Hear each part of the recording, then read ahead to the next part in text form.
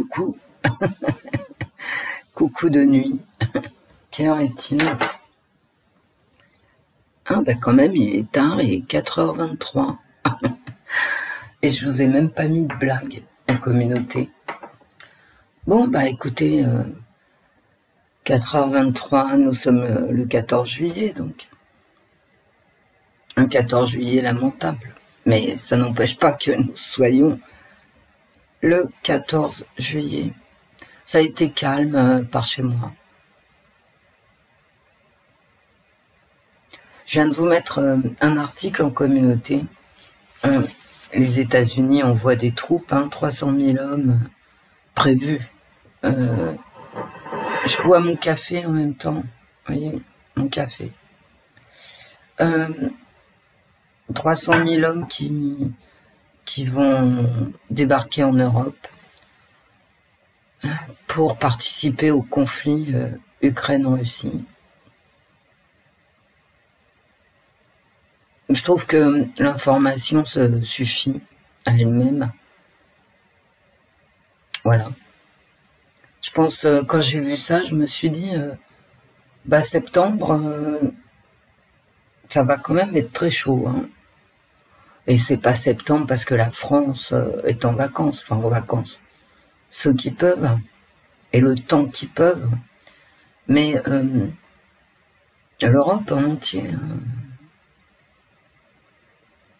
sont les congés d'été pour toute l'Europe. Même s'il y a des décalages, c'est pas grave.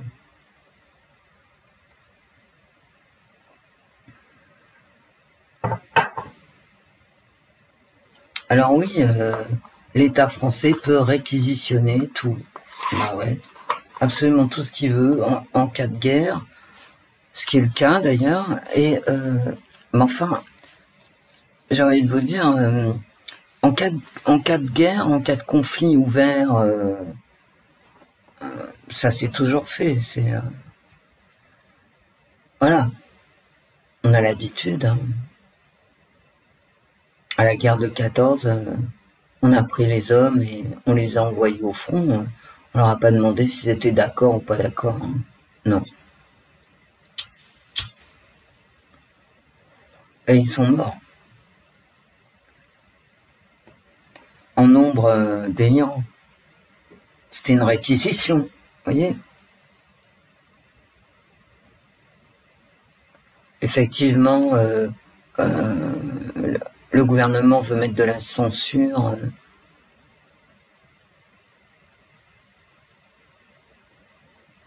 Il veut imposer ses politiques sanitaires, ses politiques climatiques. Bon, on a tous compris quand même, ses politiques fiscales. Bon. Donc il a besoin de la censure, parce qu'il faut qu'une seule voix puisse être entendue et pas les autres. Bon, on n'est plus en démocratie, mais qu'est-ce que vous voulez que je vous dise? On le sait quand même.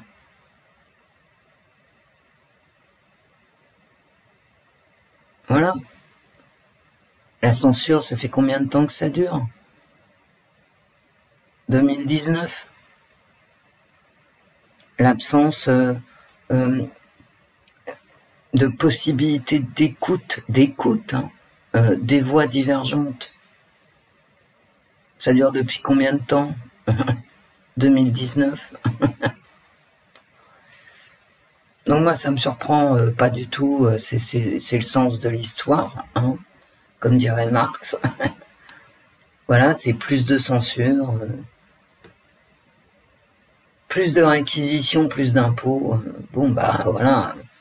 Bon, après, comme je vous dis, si vous le voyez pas, écoutez, moi je peux rien pour vous, parce que on a tous vécu la même chose tout de même. Et on vit la même chose. D'ailleurs, c'est marrant de voir que... Enfin, marrant. Non, c'est inquiétant, mais... il y a eu des émeutes, tout a été détruit, ça coûte une blinde. Je vais vous la faire courte. Ça va coûter 1 milliard, voilà. Entre les destructions des bâtiments publics, et moi je rajoute les destructions de biens privés, Bon, ben, on en est à 1 milliard, bon, largement, hein. Ouais. Et puis, tout ce qu'il y a autour, vous savez, ce qu'on compte jamais, mais qui existe.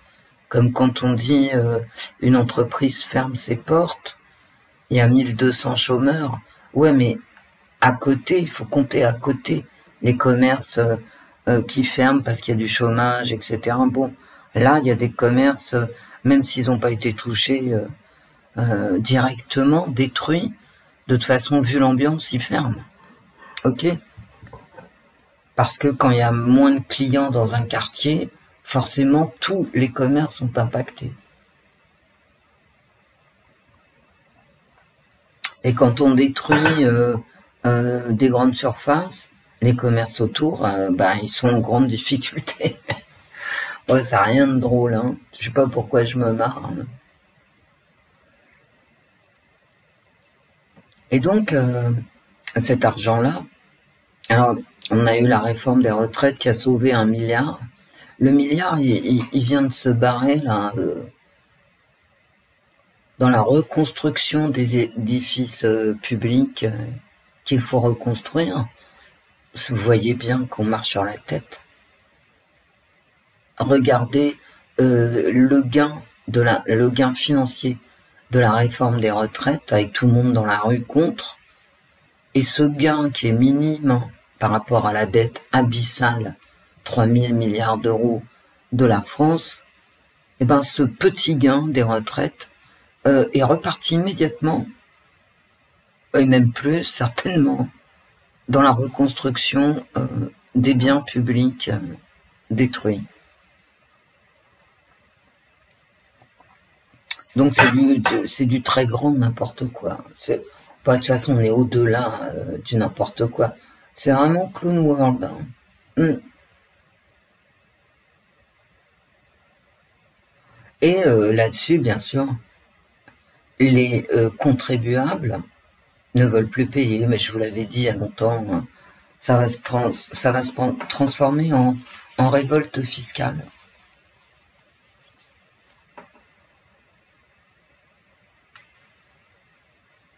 C'est quoi maintenant, là, tout de suite, ce jour-là du 14 juillet, qu'est-ce que c'est que ce pays? C'est quoi un pays? Qu'est-ce que c'est le 14 juillet? C'est un rituel, comme un autre. Pourquoi un rituel? Pour fédérer la population autour d'une idée.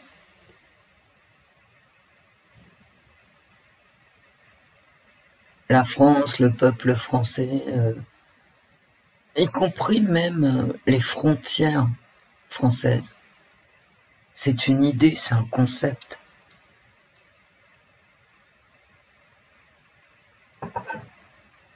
Et ça fédérait la population française qui vivait sur ce territoire. Idéalisé ou pas? Et maintenant, mais que reste-t-il du 14 juillet? 14 juillet, quand j'étais gamine, c'était la révolte du peuple contre les élites, la guillotine.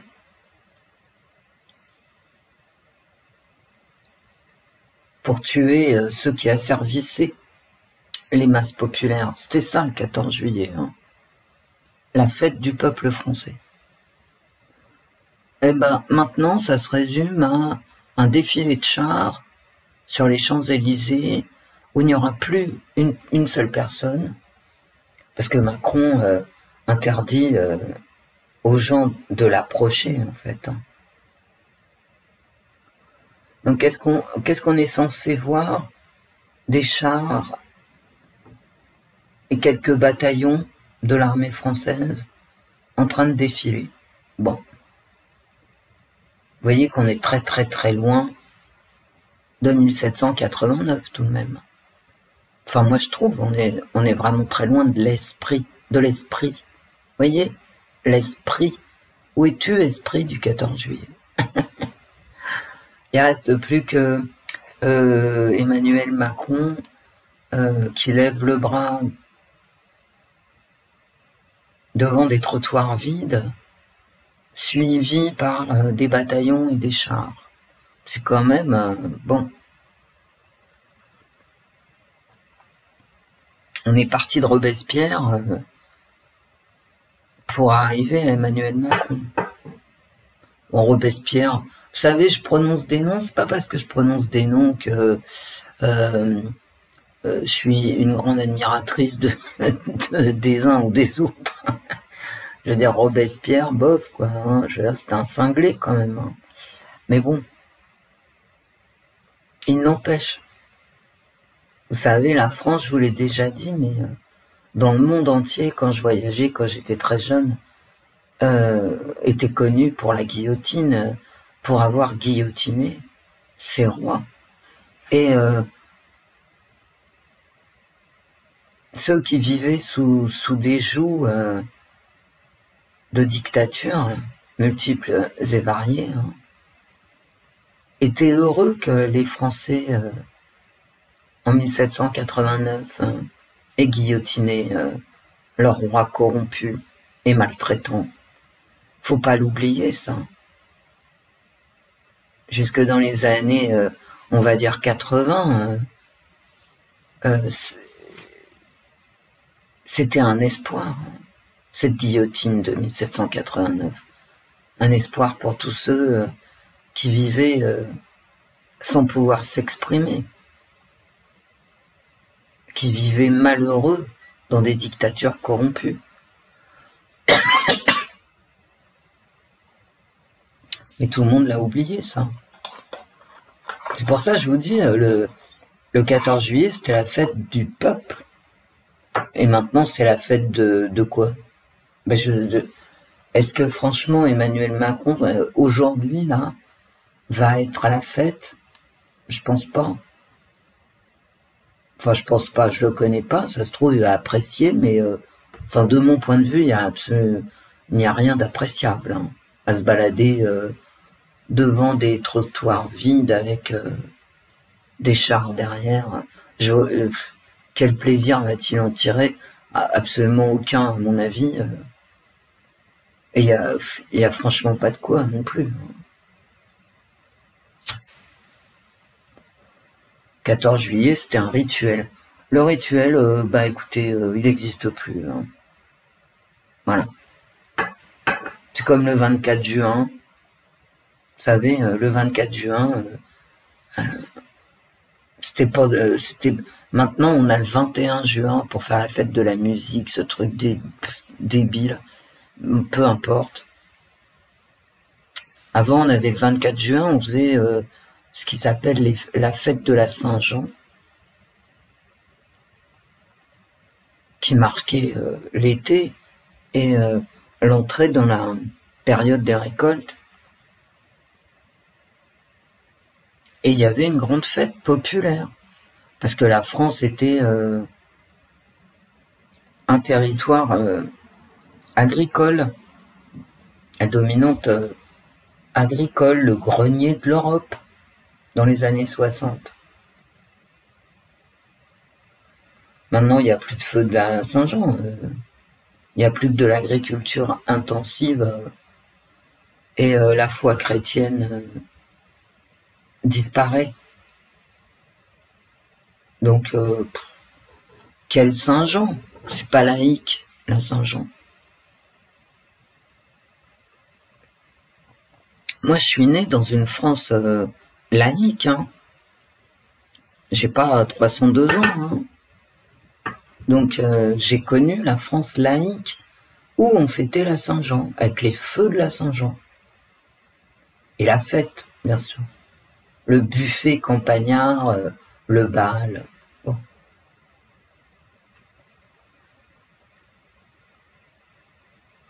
Mais comme on dit la Saint-Jean, bah du coup c'est cet esprit de fête, l'esprit de la fête. Ça est transformé en fête de la musique, c'est-à-dire faire du bruit toute la nuit dans les villes et empêcher les gens de dormir et d'aller bosser le lendemain matin. C'est à peu près tout ce que j'ai compris de la fête de la musique, moi. Alors, je sais bien qu'il y a des villes, des places particulières où il y a des bons musiciens, des vedettes, des grands orchestres. Je veux bien.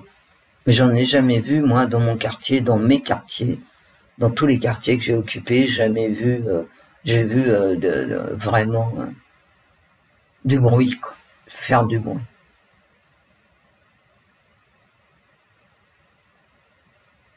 Donc ça, déjà, vous voyez, je parle depuis un quart d'heure, à peu près, je regarde pas l'heure.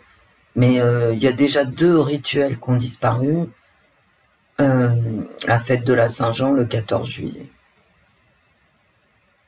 Mais aussi, très certainement, les processions de la fête de la Vierge.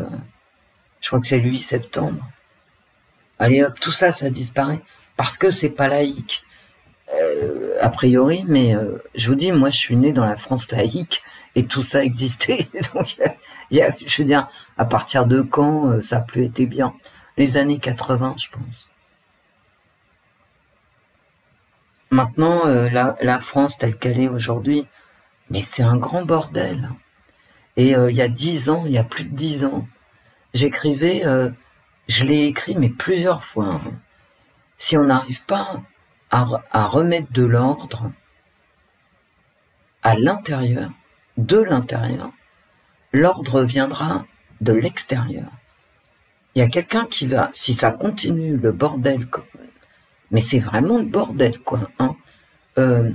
Si ça continue, il y a une puissance étrangère qui viendra ramener l'ordre.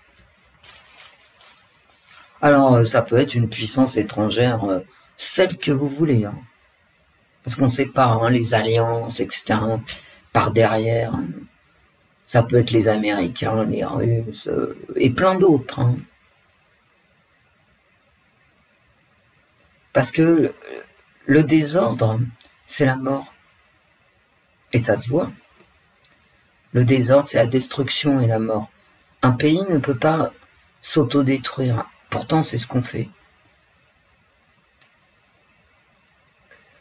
La France, vu sa position géographique, c'est-à-dire son ouverture sur les mers et sur la terre, la France, c'est la porte d'entrée du continent indo-européen, mais c'est aussi la porte d'entrée sur l'océan Atlantique. On ne peut pas se permettre un désordre à la libanaise en France, c'est impossible, parce que le Liban, il donne sur la Méditerranée, et c'est un tout petit pays. Donc ça fait plus de 10 ans, on est en 2023, j'ai commencé à le dire très certainement en 2012, vous voyez, il y a plus de 10 ans, et à l'écrire, hein, et tout le monde était d'accord, hein. Si on est incapable de remettre de l'ordre dans ce pays, vous inquiétez pas, il y a quelqu'un qui viendra, une puissance étrangère. Et la puissance, quelle que soit la puissance étrangère qui vienne, d'une part, elle s'appropriera, alors là, pour le coup, les biens de tout le monde, de l'État, mais aussi des concitoyens, et d'une. Et elle ne sera pas dans la dentelle, hein. D'accord? Ça sera rude.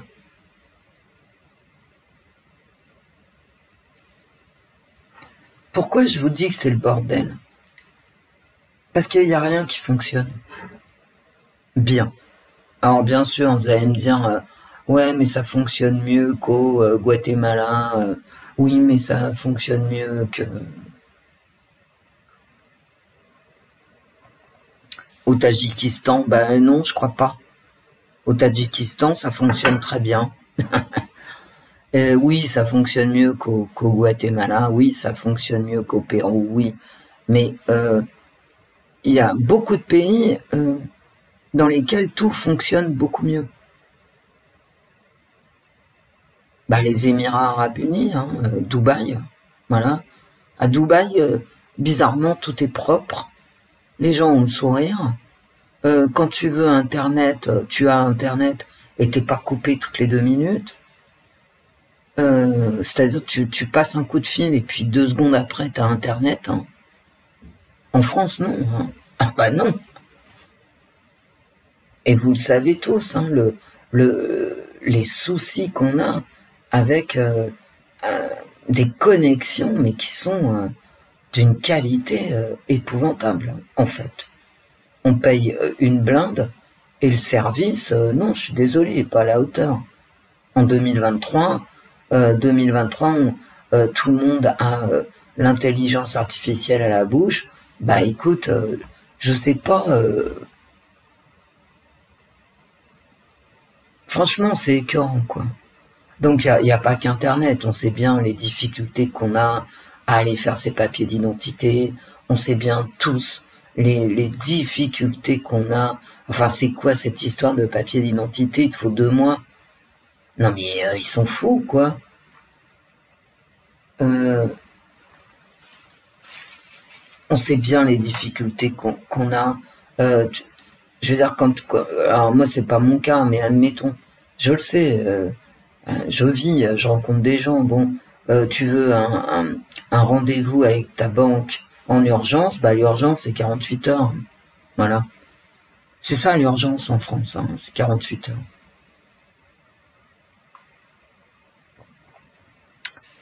Tu fais face à un deuil dans un autre pays, tu as besoin de ton passeport, tu n'as pas de passeport valide, c'est 2 mois.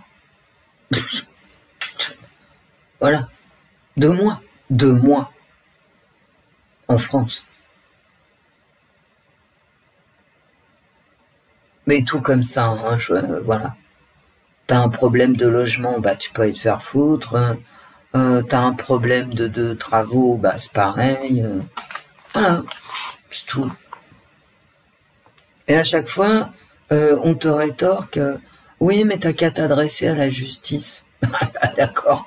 Donc la justice, c'est un avocat, un avocat, le moindre avocat correct, hein, c'est 5000.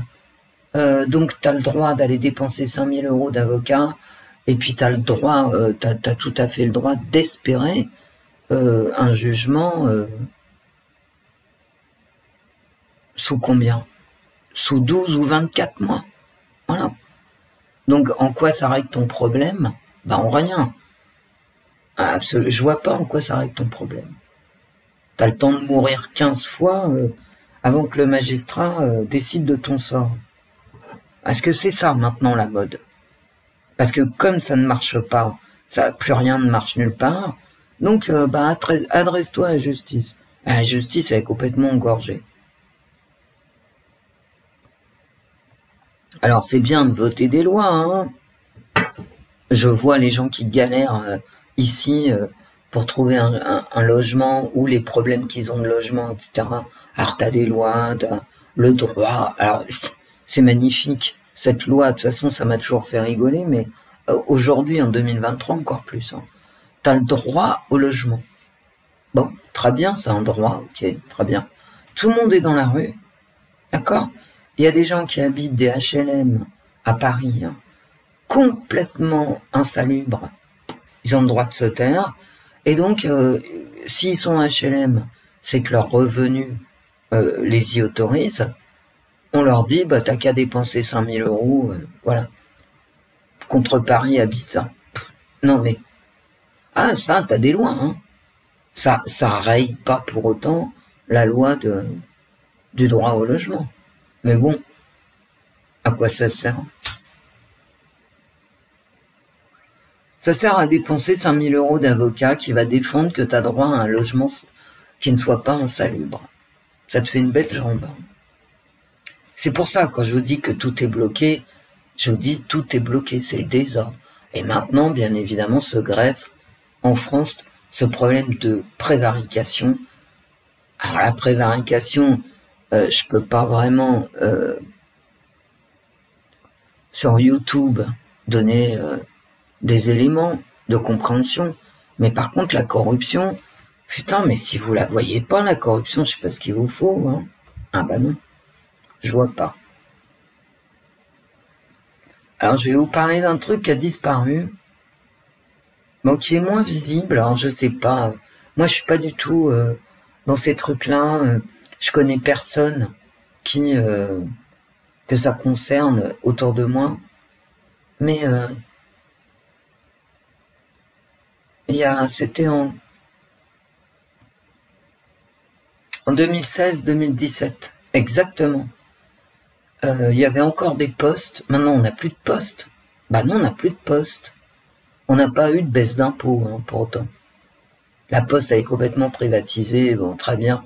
Moi, j'ai 2 postes tout près de chez moi.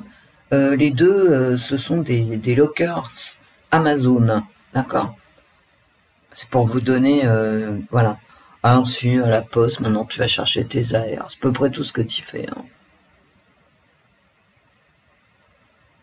À part pour ceux qui ont un compte postal, mais c'est tout.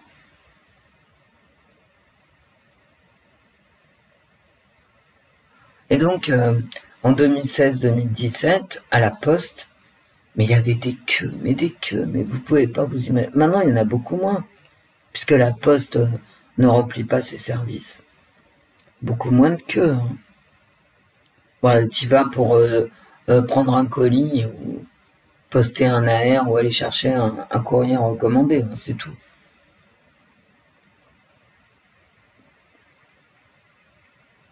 En 2016-2017, bon, la Poste était encore vivante, mais en état de ruine. Et donc, il y avait des queues épouvantables. Et dans ces queues, écoutez, admettons sur 20 personnes, il y en avait au moins 3 ou 4 qui avaient des cartes d'invalidité. Des cartes d'invalidité. Et quand tu voyais les invalides en question, tout le monde, mais alors vraiment, les 20 personnes qui attendaient et qui se faisaient passer devant par les 3 ou 4 invalides, tout le monde hurlait. Parce que c'était des gens qui visiblement étaient valides, des mères de famille avec 3 gosses, vous voyez le genre, quoi. Bref.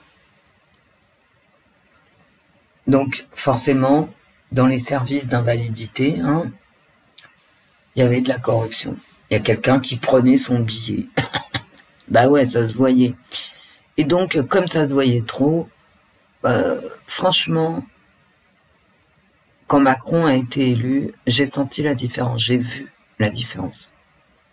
Ce qui a été invalidité, machin, ben ça s'est bien calmé. Donc je mets pas ça sur le dos de Macron. Je mets pas ça sur le dos de Macron. Mais la corruption, voilà un exemple. Et ça se voyait qu'il y avait de la corruption dans les services qui distribuaient les cartes d'invalidité. Alors qui, quoi, que, j'en sais rien. Mais ça se voyait. Voilà. Il y a quelqu'un à un étage quelconque qui avait pris son billet. Et donc, la corruption actuellement, je la vois aussi, mais pas de la même façon. C'est plus de la corruption, c'est de la corruption qui est plus institutionnelle. Vous croyez quoi? Je veux dire, je vais essayer de m'exprimer sans heurter personne. Mais ces lois-là, pour sauver le climat, les lois qui exigent des propriétaires qui sont copropriétaires dans un immeuble de faire des travaux à 300 000 € pour isoler thermiquement leur immeuble, est-ce que vous voyez pas, vous la voyez pas, vous, la corruption? Alors il y a ceux qui font les DPE, vous voyez, ils viennent calculer vos mètres carrés, vos dépenses possibles énergétiques. Et vous croyez quoi? Quand ils ont 10 appartements à faire et qui vont être payés en gros, essayez de suivre ce que je vous dis. Voilà quoi. Hein. Il y a les gros propriétaires, quand il fait travailler une entreprise de diagnostic énergétique, franchement, d'accord? Quand t'as 10 appartements et que tu fais travailler un mec, sans déconner, ok? T'as l'obligation de prendre un architecte.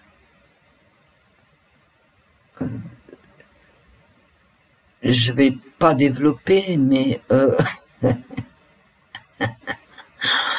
bref, vous croyez, il y a les architectes de la mairie de Paris, il y a les architectes de la mairie de Lyon, il y a les architectes des bâtiments de France. Vous savez, à Paris, je vois ce qu'ils détruisent comme bâtiments et les bâtiments qu'ils construisent dessus, mais vous croyez quoi? Et à chaque fois que je demande, gentiment, hein, alors comme ça, l'architecte des bâtiments de France a autorisé cette verrue.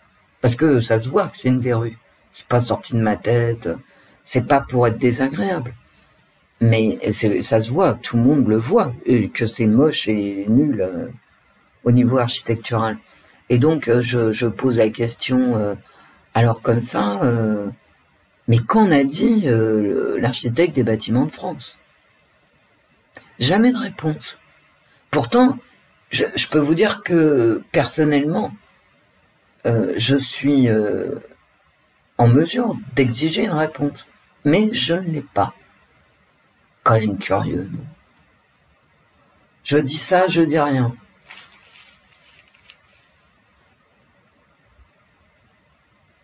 Et ainsi de suite. Alors là, je vous parle des immeubles, je vous parle architecture, corruption, je vous parle... là, au niveau de la santé, je pense que vraiment, il y a eu un tour de vis. Hein. Vraiment eu un tour de vis. Hein.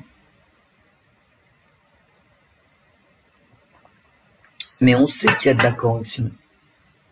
Ben, si vous ne le voyez pas, écoutez, je ne peux rien pour vous, encore une fois.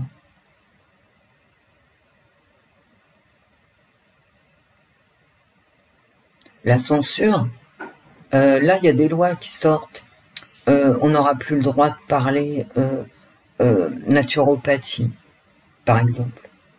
Alors, je rappelle à tout le monde que, personnellement, et ma famille aussi, nous avons été soignés à médecine chinoise pendant 35 ans par un médecin allopathe, c'est-à-dire un médecin normal avec qui pouvait te faire des feuilles de maladie pour te faire rembourser, je sais plus, 20 € et pendant que toi t'en payais 70, ok? Un vrai médecin, pas un naturopathe autoproclamé, hein. Un vrai médecin, mais qui soignait par l'acupuncture, et à la fin, il ne soignait que par les mains sur les parties molles des cartilages. C'est pour vous dire, hein. Voilà, le but c'était de ne pas tomber malade. Bon, maintenant, ça m'est arrivé d'aller le voir avec ma famille, et bon, bah, il y avait un gros virus, angine, machin. Ah, le mec, il te donnait des antibiotiques en dernier recours. Je dis bien en dernier recours. Pourquoi il te donnait des antibiotiques? Bah parce que t'es obligé d'aller bosser, par exemple, tu vois. Et que si au moment où t'as une grosse infection, que tu peux pas aller travailler, t'as 39 de fièvre, il te fait les manipulations sur tes cartilages, tu vas mettre 3 semaines à t'en remettre. Et il le sait, lui. T'as pas 3 semaines devant toi. Donc, antibiotiques. Donc, moi, je veux bien qu'on interdise tous les discours sur les médecines dites parallèles. Mais moi, j'ai pas du tout eu le sentiment de me faire soigner pendant plus de 30 ans, ni d'avoir soigné ma famille pendant plus de 30 ans, par un médecin de médecine parallèle. Simplement, je ne peux plus, je ne pourrai plus, là, bientôt, en août, dire ce que je suis en train de vous dire maintenant. Voilà.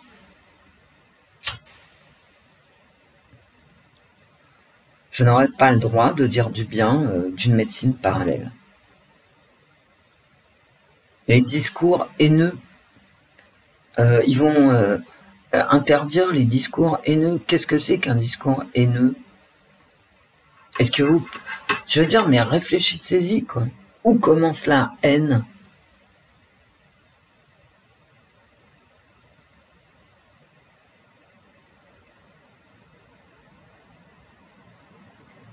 Toutes les attaques sur YouTube ad nominem, ce sont des discours de haine. Et je vous disais l'année dernière, le jour où l'État va mettre son nez dans les règlements de compte YouTube,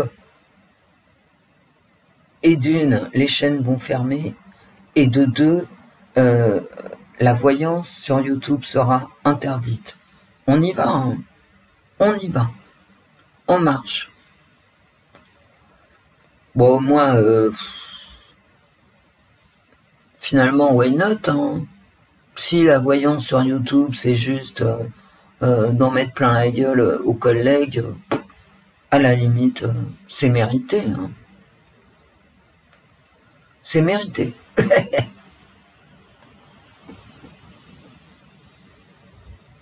De toute façon, la voyance, qu'elle soit sur YouTube ou ailleurs, c'est mauvais. Je vous l'ai toujours dit, mais toujours, je vous l'ai toujours dit, et je vous le répète, la voyance sur YouTube ou ailleurs, c'est mauvais. Faut sortir de là. Et je trouve, et je pense plutôt que la voyance sur YouTube accompagne la solitude des gens, donc c'est très négatif. Tu n'as pas à accompagner quelque chose de négatif, non? Et ça accompagne des illusions. Et tu n'as pas, en tant qu'être humain, à accompagner des illusions. Parce que c'est négatif. Tout ce qui est la réalité, c'est la vie. Toutes les illusions, bah écoutez, c'est diabolique, c'est mortifère. C'est la mort. Vous voyez? Le bien, c'est la vie. Le mal, c'est la mort. Et les illusions dégagées par les chaînes de voyance YouTube, comme les critiques, etc. sur YouTube, machin, bon, tout ça, c'est la mort. Donc, on a tous notre responsabilité là-dedans, ceux qui écoutent et ceux qui parlent. Je ne cesse de vous le dire, sortez-vous des cartes. Parce que je sais, malheureusement, vous voyez, les cartes, c'est sympa. Moi, je trouve ça sympa. Ça peut être vraiment un divertissement, voilà. Le problème, c'est que dans mon esprit, comme dans le vôtre, ce qui surnage, ce qui reste, après un tirage de cartes, c'est une illusion qu'effectivement, c'est la réalité. Ou ça colle à la réalité. Et ça, c'est une illusion.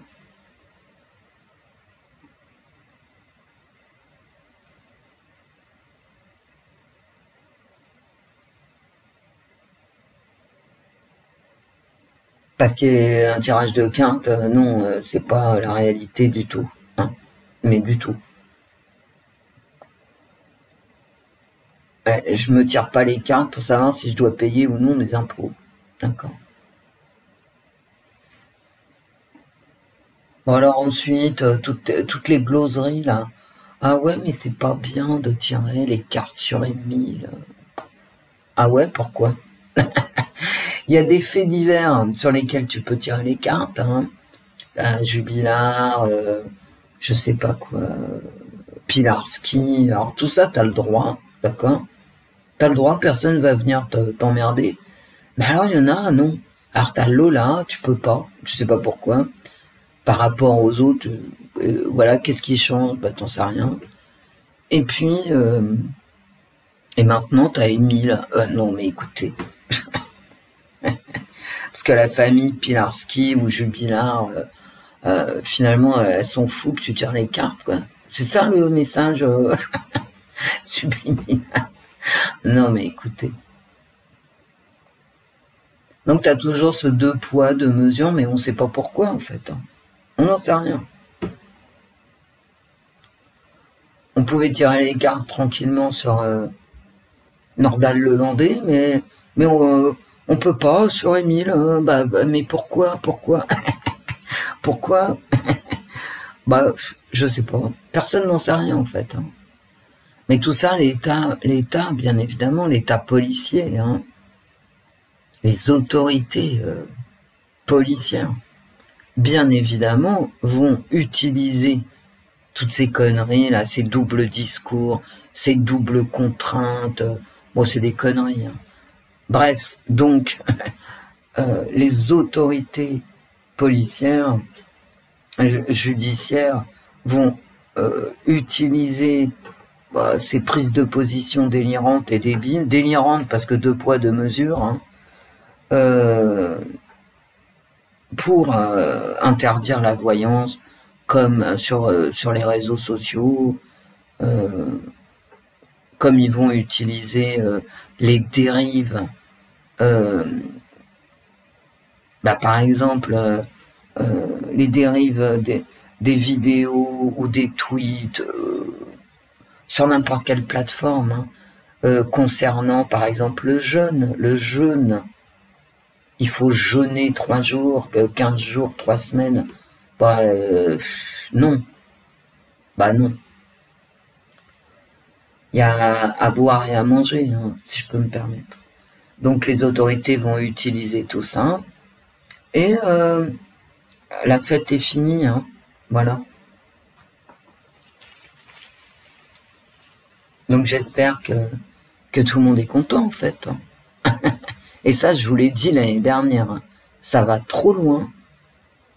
Il y a des critiques acerbes, inutiles, et mortifères, qui vont trop loin, et qui seront utilisées, bien évidemment.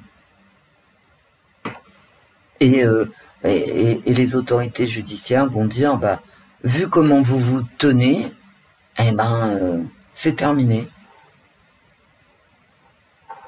Ils n'auront pas tort. Alors là, pour le coup, je peux pas leur donner tort. Je vais aller me servir un autre café. Vous voyez, on vit dans un monde où tout se détruit. Mais tout, absolument tout. Ça va de la politesse, mais c'est surtout l'intelligence qui se détruit.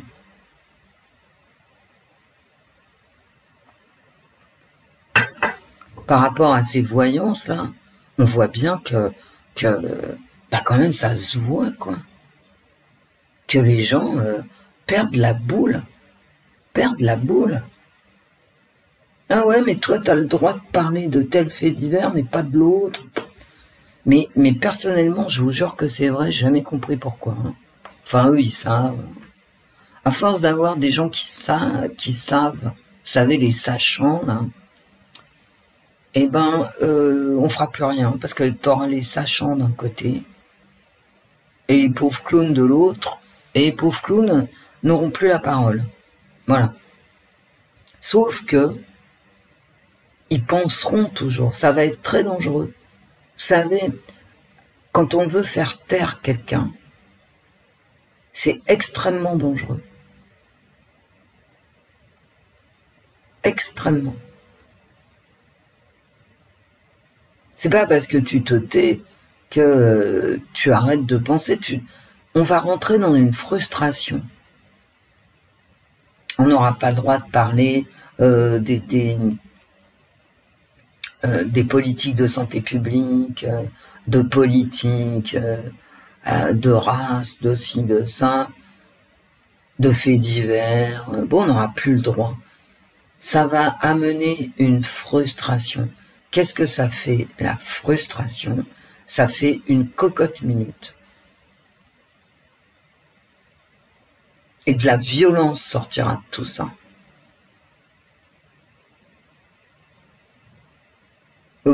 Les vieux, là, ici, vous vous souvenez, messieurs les censeurs, bonsoir. Hein, le gars qui se lève en pleine émission. Tu veux m'empêcher de parler? Ben, je me barre.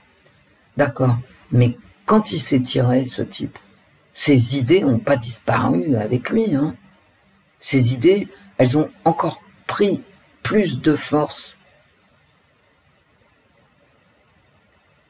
Et donc, toute censure est dangereuse.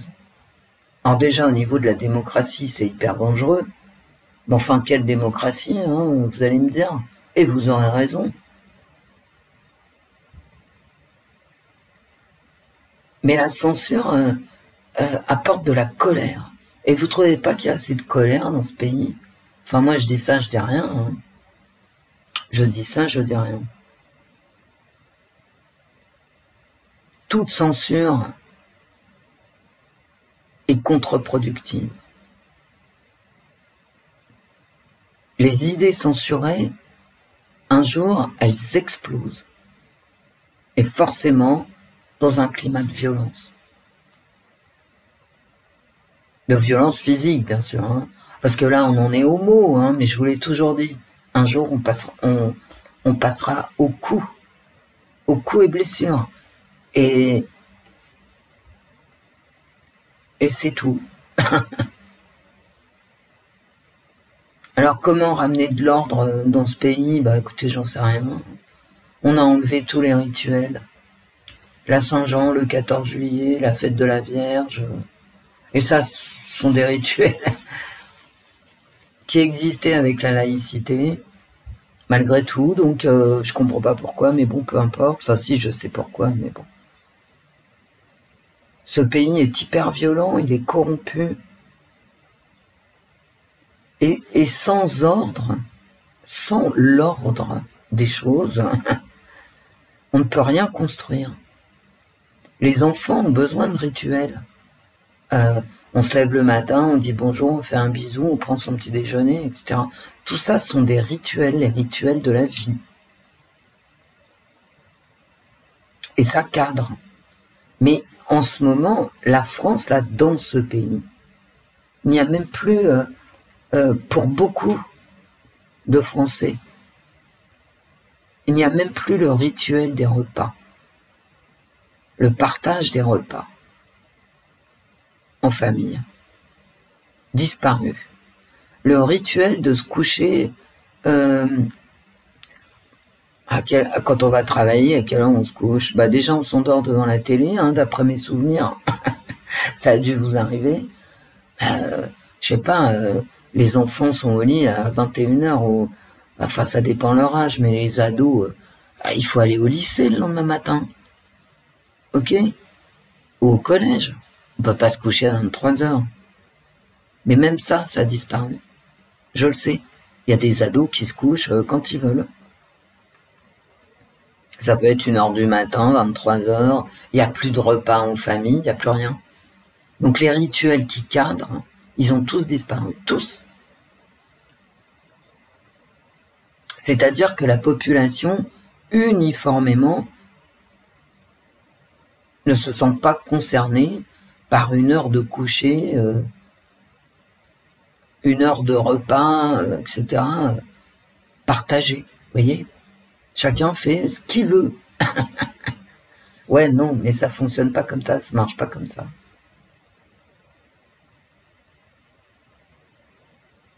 Et les seuls rituels qui persistent, c'est arriver à l'heure au boulot. Et ouais, c'est tout. Le rituel des transports en commun et de l'heure du début du travail. Voilà. C'est tout ce qui reste. Aller faire ses courses, la machine à laver. Est-ce que vous vous rendez compte de là où on en est collectivement? Alors, plus rien ne nous unit collectivement.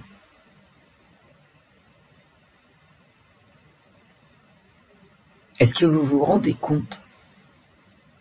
C'est-à-dire, tu prends le peuple français, hein, la population, il n'y a plus de peuple français, mais il y a une population française, c'est-à-dire qui occupe un territoire.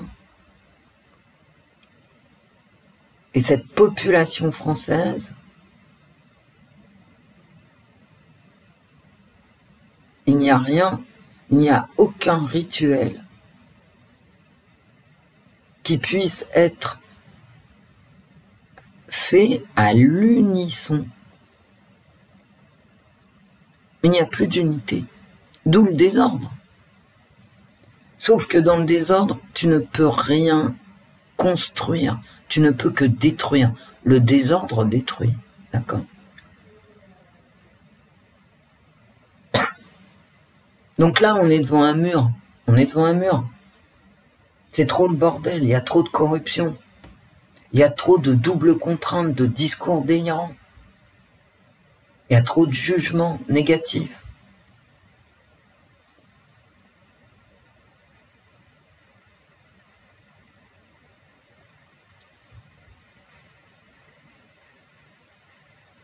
Les uns sur les autres, etc. À l'intérieur d'une population qui occupe un territoire commun. Mais je vous dis, ça va péter. Si ça a déjà pété, mais là, ça va péter encore plus. Hein. Ça, c'est pas que ça va péter, ça va se déliter. Comme avant la chute de l'URSS. C'est exactement... on peut faire un copier-coller entre l'URSS avant la chute du mur de Berlin et la France de 2023. Les gens vont au boulot, ils en font le moins possible parce que ils sentent qu'ils sont exploités à tort ou à raison. C'est vraiment à celui qu'on foutra le moins possible.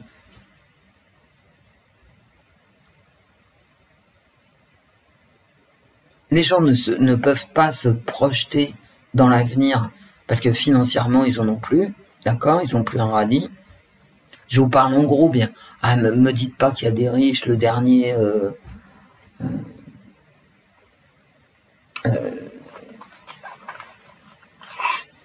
la caste des riches qui correspond à 0,01%, bon, je m'en fous. De toute façon, ils occupent même pas le territoire. Donc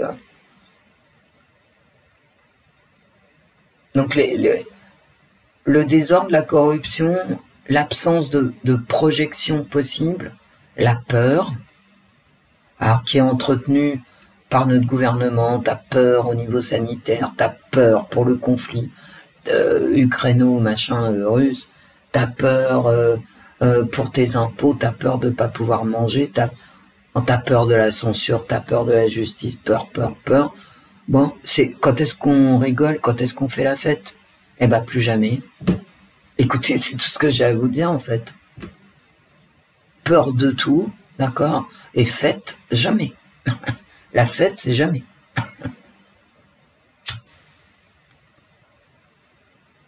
Et c'est ce qui s'est passé en URSS. Hein. Les gens allaient au boulot, ils en foutaient le moins possible. Bien évidemment, le Parti communiste russe était corrompu jusqu'à la moelle. Et la population ne savait pas si elle allait pouvoir se nourrir le lendemain ou se loger. C'est exactement ce qui se passe en France. Et qu'est-ce qui s'est passé? Un effondrement. Et qu'est-ce qui va se passer en France? Bah là où on en est, soit une reprise en main par l'État, mais je n'y crois pas, soit un délitement, et à la fin, de toute façon, écoutez, de toute façon, il y aura une puissance étrangère, quelle qu'elle soit, militaire, démocratique, religieuse, je ne sais pas, mais qui viendra remettre de l'ordre dans ce pays. Et ça sera moche. Ça sera très moche. Est-ce que Macron est capable de remettre de l'ordre dans ce pays? Non. pas de façon démocratique. Il en est capable. C'est-à-dire, il a les moyens, il a une armée, une police. Il y a une administration française qui est énorme. Dans l'administration, il n'y a pas que des gens corrompus, ni dans l'armée, ni dans la police. Donc il a des moyens humains, financiers, etc. Mais politiquement, non, il n'a pas les moyens. Il n'en a pas les moyens. Au niveau politique. Donc qu'est-ce qu'il fait actuellement? Bah, il fait rien. Ce qui est quand même ce qu'il sait faire de mieux. Voilà. Fait rien, il joue la montre. Mais donc il joue la montre tout en préparant ses lois là pour le mois d'août, ses lois de censure pour le mois d'août. Et en fait, ces lois de censure, ça, plutôt qu'apaiser la situation, ça va amener de la frustration. Et après la frustration, bah vient la destruction aveugle. Voilà, c'est tout. Comme les gosses, hein. Parce que on est des animaux, hein, on est des mammifères. Tu nous empêches de manger, et ben finalement je vais détruire ton canapé. Voilà, comme les chiens.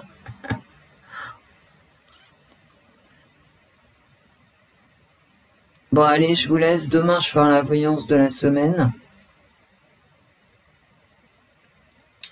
Macron, il va devoir la jouer très fine là, mais vraiment. Et à la rentrée aussi. Alors il est en guerre lui contre. On a tous compris, hein, il envoyait des chars, du matériel, de l'argent en Ukraine. Bon bah très bien, hein, on nous a rien demandé, hein. À nous on nous a rien demandé, hein. C'est-à-dire aux citoyens, à ceux qui payent les impôts. Je veux dire, ça aussi, c'est un fonctionnement autoritaire qui est très destructeur pour la démocratie. Extrêmement destructeur. Et il le sait, hein. Si je le sais, moi, lui, il le sait encore plus, hein. Pourquoi fait-il ça? Parce que lui aussi, il est dépendant. Il est dépendant des aides européennes et la France a pas un rond. Il est dépendant des États-Unis qui tiennent l'Europe dans leurs mains. Ah, voilà. Est-ce qu'il a le choix? Vous allez me dire, on a toujours le choix. Bah, je sais pas. Vous savez, ces gens, c'est pas des enfants de cœur, hein.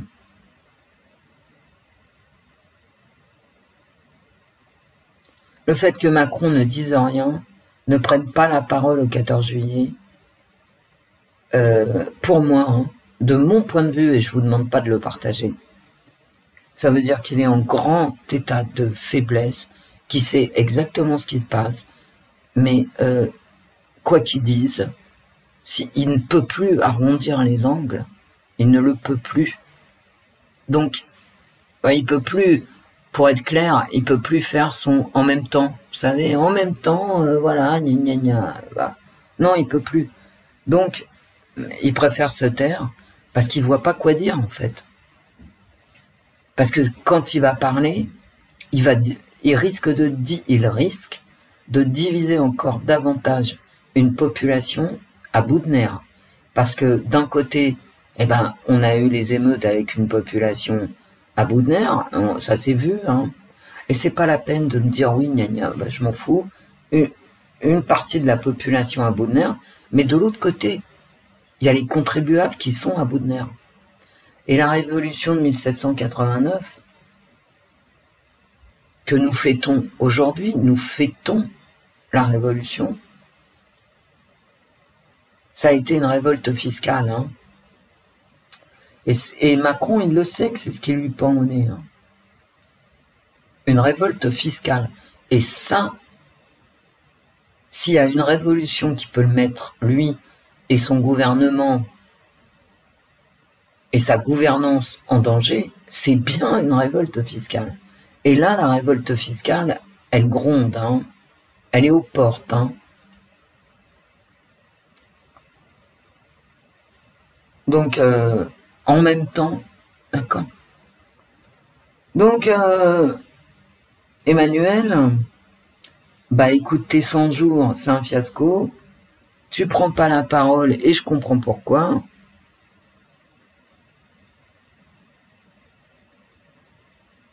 Mais aujourd'hui, tu vas défiler tout seul. Ben, c'est pas une bonne idée.